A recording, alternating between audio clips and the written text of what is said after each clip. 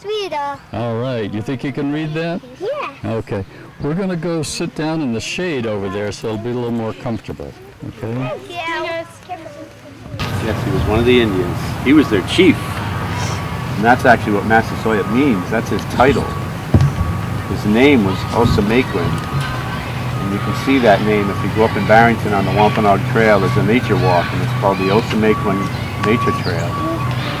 That was his actual name, but Massasoit was his title, which meant king. So when the Pilgrims landed in Plymouth in 1620, they had to walk all the way over here to meet the king of the native tribe, the Wampanoags, because he ruled all this land from Narragansett Bay all the way to Plymouth. And they called it Pokanoket. You heard of that name before? A lot of names still around here that we use from the natives. You ever heard of the Wampanoag tribe? That's good. Yep, so they were the people that lived here for like 10,000 years before the English came over in 1620 to Plymouth, seeking religious freedom from England. So interesting how that all happened. So this is a wonderful piece that David has put together, Mr. Weed. And it describes, so you can see here, like, this is a statue of Massasoit that's over in Plymouth. This is the rock that's right here, where they reburied a bunch of bones and artifacts that had been dug up here when this was a grave. This was a cemetery for the native tribe. And when they built the railroad, which is now the bike path, they dug this whole hill out. So it was a big hill here. And they dug it all out to use for gravel to build the bike path, what was back then the railroad. And one of the guys who was Charles Carr, who was involved with the library, he was the library director at that time, said, listen, I want to take the graves, because there was Native American graves on this hill. And so he was given permission by the railroad company, because they bought this land. And he dug up the graves and took all the items, and then they went scattered all over the country and some back to England. We had a bunch of them here in Warren at the library. Beads and some bones. We had some teeth. We had some interesting artifacts from those graves that were dug up in about, I don't know, 1880 or something. The graves were dug up in the 19th century, in the 1800s. Yeah. Mr. Carr came and he dug up 42 grave sites right under where you're sitting right now. There were people buried here. Yeah. He did that in 1913. Okay, 1913. So fortunately, he saved a bunch of the artifacts that otherwise would have been just buried under the bike path. Because back then, we didn't care so much about the graves of Native Americans, unfortunately. We wouldn't do that today, obviously. But, so then about 10 years ago, the Native tribes lobbied Congress in Washington, and they got permission to get all of their artifacts back and bury them in the ground. And that's what's underneath that rock. So those will never be seen again. Hopefully they inventoried them and documented them. They did. And so this is a very special site. The natives now feel like things have come full circle. So there's some peace to these people who were buried here, and they will never be disturbed again. So that's that. Let's see. What else is we have in Warren? Have any of you ever been down to Massasoit Spring at the end of Baker Street? Nice, that's good. Some of you. So there's a stone, you can see it here, with a bronze plaque in it, and it was next to the spring where Massasoit and his friends used to go and get water. And eventually they moved and capped off the spring, but it's still underneath, supposedly. And what else is in Warren? Another place in Warren that some of you may know is the Hugh Cole Well. Yep. How many people go to Hugh Cole School? So have you been down the bike path and seen the well? I haven't seen the well, but I went down the bike path. Yep. If you go all the way down to the river, there's a little plaque right there. I think there's a picture of it here, right here. This was before the plaque was put in it. Hugh Cole had his well there, and he was the first English person that the natives sold land to, and that's why Hugh Cole's name is everywhere, like on your school and different places around. Hugh Cole was Warren's first settler. He was the first person to buy land from the Wampanoag, and that was where he had his well out there, which is now by the bike path. So we put a bronze plaque there, and you can read it right here in memory of Hugh Cole. It says it right there, so you can read that sometime. He came from England. Yeah. His family came from England, and so he moved here from Plymouth. Oh, okay. Have any of you ever been to Plymouth Village? Yeah, that's good. Well, they also now, so Plymouth Village is a recreation of an original English village. And, you know, they had their little fireplace inside and so forth. They lived on dirt floors and had straw roofs. They call them thatched roofs. And I hope you get to go there sometime, because next door to that, they have built a replica of a native Wampanoag village as well. And you can see how they lived with their huts and how they made their canoes and how they cooked and everything. So if you ever get a chance to get over to Plymouth Village, it's a great trip. So, talking about the Native Americans, they used stone tools. Why do you think they used stone? Why is that? What are you digging now? Yep, they're digging that place right there. That was the hole they dug right there to put all the items back. Why do you think the people who lived here for 8,000 years used stones like this? And I'll pass this around. This is a little hammer. Pardon? Like build fires? Build fires? Yeah. Did they have metal? No. No. They didn't have like hammer, screwdriver. They didn't have a screwdriver. They didn't have a knife. They didn't have nails. They didn't have nails. No. But the English people came over and they had metal. Here's an old nail, the kind of nail that they made by hand. You pass that around. That's how the English people would build their houses. But the native people didn't use nails. They put everything together with things they found in the woods. Yep. So they used rocks to bang things, to beat wood, or to beat meat or bones, to break bones, to eat, or all kinds of things. Because they had very limited materials here to work with. But they did make clay bowls like this. This isn't made by a Native American, but it's the kind of bowl that they could make by digging clay out of the ground and then putting it in the fire to make it hard. I'll pass a couple of pieces that we found. This is the kind of pottery material they had. Are those going around there so everybody can see them? Is this still at the library? Yes, it is. Yeah, it's upstairs in the They're not taking that museum. back? No, they've taken the things that that came from. Those didn't come from the graves. Right. Those came from the riverbank. Right. So you know that we have a little museum in Warren upstairs from the library. Have any of you been there? Nice, a couple people. You have? So. Huh? I've been there for a field trip. Yeah, it's called the Charles Whipple Green Museum, right? No, I haven't been there. But they have a lot of things. So if you see this picture right here, these are all stone tools that were found here in Warren, like along the banks of the Kicking-Ute River and so forth. And you can see like an axe head and so forth, arrowheads, which they used for hunting. Thank you. And you can go see that here in Warren. I didn't see that. Now there's the shoes. I didn't see that. So that's another place you can go, is the library, is upstairs in the library. You have to make an appointment and they'll give you a tour and show you the things that are up there from the Native Americans, from the Wampanoag. There's also things up there from the whaling days. Does anybody know what scrimshaw is?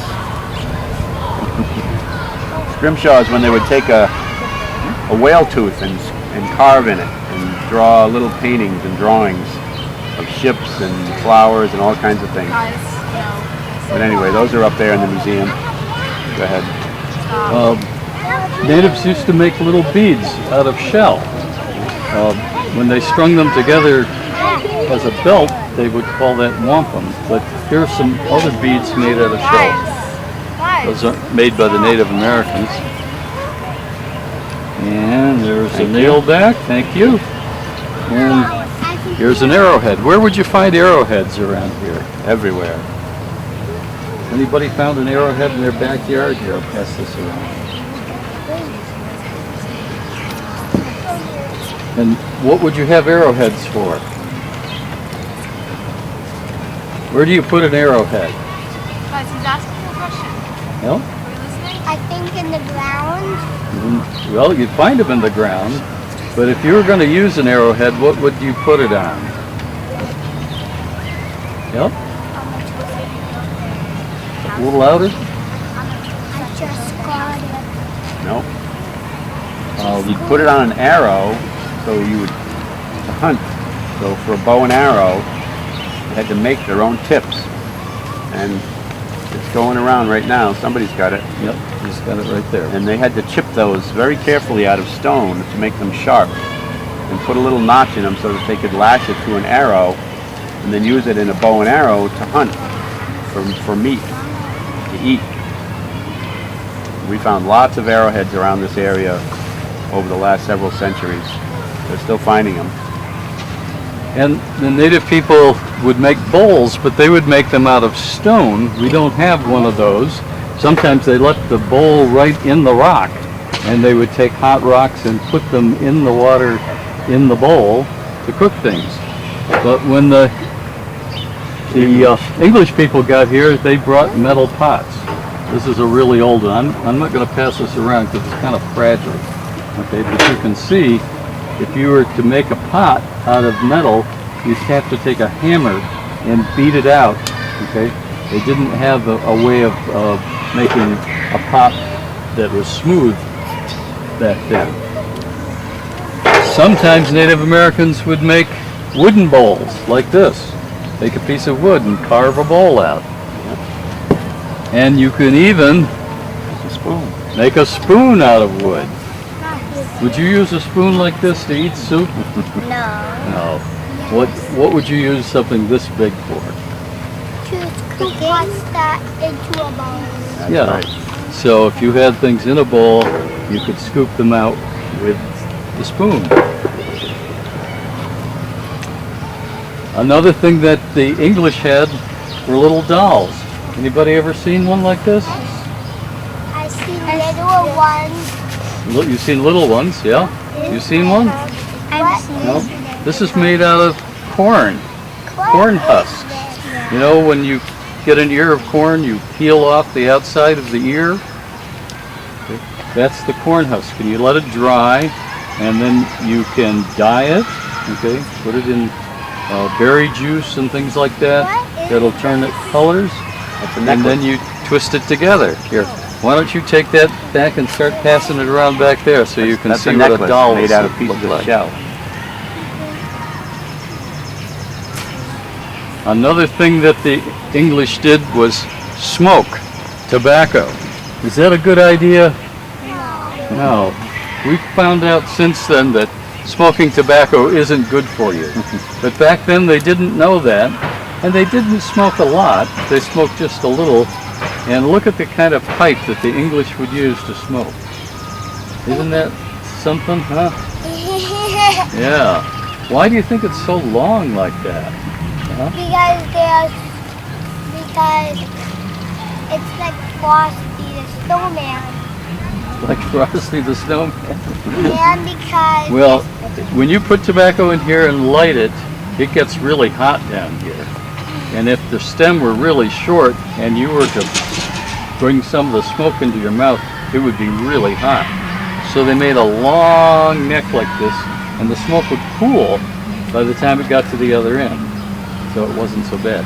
I'm not going to pass this around because it's really fragile, but here's the end of a pipe just like this that you can take a look at. Pass that around. I can see it's a little snake. Pardon me? It's have a little smoke at the bottom. Yeah, that's it's sort of burned where the smoke was. Yeah. And the last thing is a hat. Who do you think wore this? The Native Americans or the English? Who is that? The English. Okay. Would you like a hat like that? Isn't that something? No? No. Okay. You know what they could do sometimes? Later on, they would take this and they would fold the sides up, make a hat more like a cowboy hat, or they would wear it like this. Or if you're really clever, you can fold it up 3 ways, and during the Revolutionary War, they would make a tri-corner hat like that. Pretty clever, huh? And the one more thing, the English didn't have this, nor did the Native Americans. This was a coin that the U.S. government made in 2000. Now, you weren't alive when this was made, but they made a whole series of coins to honor Native American history in America. And on the back of this coin, this is a Sacagawea coin. Can you say Sacagawea? She's a Native American woman. She's on one side. And on the other side, they honor the Wampanoag Treaty. Now, you heard Mr. Bolster say that when the Pilgrims got here, Massasoit welcomed them in Plymouth. In fact, he made it possible for them to stay alive. They were really having a tough time that winter. If it weren't for Massasoit, the chief who's buried here in the park, the Pilgrims wouldn't have stayed. They would have gone back to England, and we might not even be here today. So it was an important treaty that they had between the Native Americans. That was an agreement that they wouldn't hurt each other. And that's an important one. So here, I'll pass this coin around. And while you're looking at those things, we had a young man who agreed to read what's on the rock over there. Okay. Okay? Okay. Yeah, let's everybody come over there.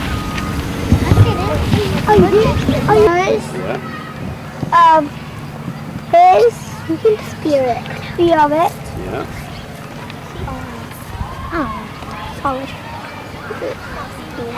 Let the smoke rise in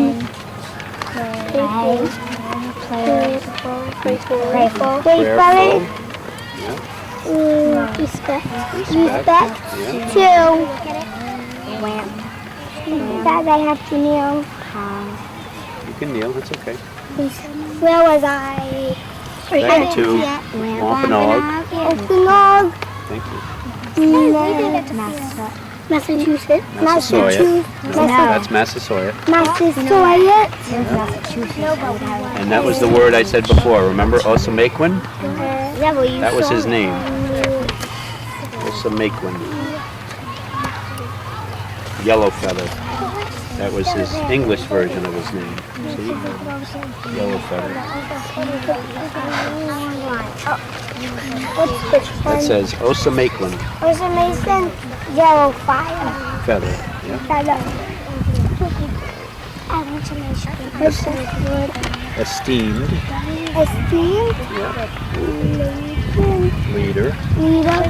of the Wampanoag Nation. Nation. Nation. That has vision and 1621 Yep. Treaty. of Upheld. Yeah, you have to. If you keep it in there. 54 years. 54 years. That of peace. Yep. Peace with early English. England. English. English. Settlers. Sellers. Yeah. Settlers. Isn't that something? So there are teeth under here and bones under this rock. Yeah. Thank you. Bye. Bye. Do we get to keep these? Guys. Yeah, take them home. Wait. Take them home because they show a lot of places in Warren that you can go visit and other places too. Julia.